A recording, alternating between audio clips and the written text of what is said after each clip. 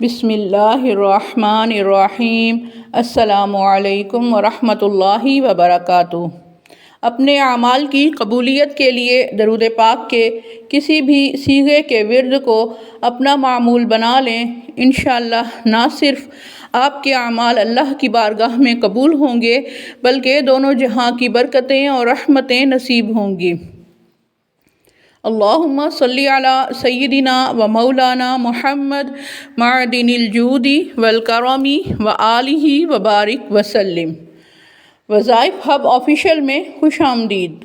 دعا ہے کہ اللہ تعالیٰ تمام سننے اور پڑھنے والوں کی جھولیاں اپنی رحمت سے بھر دے۔ صدقہ جاریہ سمجھ کر ویڈیو شیئر کیجئے۔ آپ کے ویڈیو شیئر کرنے سے اگر کسی اور مسلمان کی مشکل آسان ہو گئی تو آپ کی مشکل اللہ تعالیٰ ضرور آسان کر دے گا انشاءاللہ۔ آج کا ہمارا موضوع قرآن پاک کی تلاوت کا حیرت انگیز واقعہ ہے۔ وہ کہتی ہیں کہ میری والدہ کے سگے ماموں جنہیں میں نے بچپن میں دیکھا تھا، وہ جوانی میں کچھ سخت مزاج تھے اور جادو اور وظائف اور روحانی دنیا کے قائل بھی نہیں تھے، لیکن روزانہ پورے اہتمام کے ساتھ قرآن پاک کی تلاوت کیا کرتے تھے، جس کی برکت سے اللہ تعالیٰ نے ان کے دل و دماغ میں وسعت پیدا کر دی۔ ان کی دل کی آنکھیں کھلیں اور جادو کی حقیقت اور وظائف کی طاقت کے بھی وہ قائل ہو گئے تھے۔ نیک، پرہیزگار اور نرم مزاج ہو گئے تھے۔ ان کا معمول تھا کہ روزانہ فجر کی نماز کے بعد سورہ یاسین اور قرآن پاک کی تلاوت خود بھی کرتے تھے اور تمام گھر والوں کو بھی اس کا پابند کرتے۔ انہوں نے زبانی سورہ یاسین یاد کی ہوئی تھی اور روزانہ 40 بار سورہ یاسین کی تلاوت کرتے۔ گویا انہیں سورہ یاسین سے اور قرآن پاک سے عشق تھا۔ اللہ تعالیٰ نے اس عمل کی وجہ سے انہیں بہت نوازا ہوا تھا۔ انہوں نے حج بیت اللہ کی سعادت حاصل کی، زندگی میں کامیابیاں اور ترقیاں پائیں۔ قرآن پاک کی تلاوت اور سورہ یاسین کا 40 بار ورد لازمی کرتے اور اپنے باقی کام کاج کو انہیں ترک کرنا پڑتا، یعنی چھوڑ دینا پڑتا تو وہ چھوڑ دیا کرتے تھے اس عمل کے لیے، یعنی قرآن پاک کی تلاوت اور سورہ یاسین کے لیے وہ باقی اپنے کام چھوڑ دیا کرتے تھے۔ اور ان کی نسلوں میں آج بھی خوشیاں اور خوشحالیاں ہیں۔ اللہ تعالیٰ نے جیسے ان کی دنیا بہتر فرمائی، ایسے ہی ان کے لیے آخرت کا سامان بھی پیدا کر دیا۔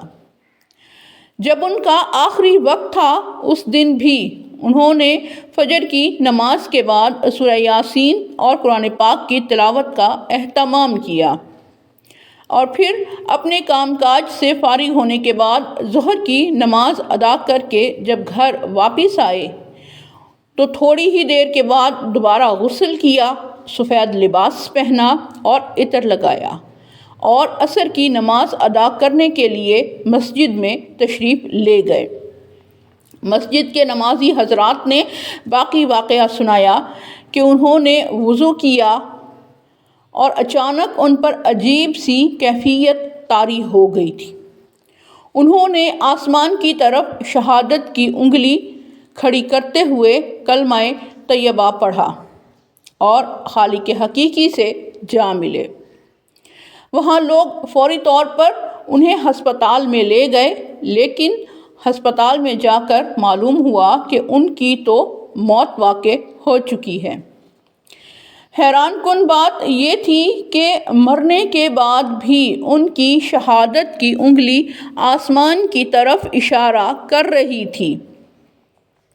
غسل دیتے وقت اور دفناتے وقت ان کی انگلی نیچے کرنے کی کوشش بہت کی گئی لیکن نہ ہو سکی۔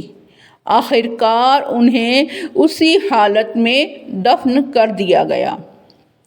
یہ قرآن پاک کے پڑھنے اور اس پر عمل کرنے اور حلال راہوں پر چلنے کا زندہ معجزہ تھا، جسے خاندان والوں نے اور اہل علاقہ نے بھی دیکھا، اور یہ ان کی تربیت کا اثر ہے کہ آج بھی ان کے بچے روزانہ تلاوت قرآن پاک اور بالخصوص سورہ یاسین پڑھ کر انہیں ایصال ثواب کرتے ہیں۔ ان کے بچے بھی والد کی طرح نیک، پرہیزگار اور بامراد بن گئے ہیں۔